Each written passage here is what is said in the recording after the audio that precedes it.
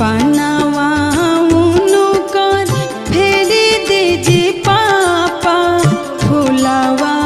दिन छितारा पनावा उनकर फेरी दीजी पापा फुलावा दिन छितारा हमारा के ले पापा का से खिली जाइती साजन लवटी घरे जा अरे हमारा के ले पापा जंघे बैठती साजन लव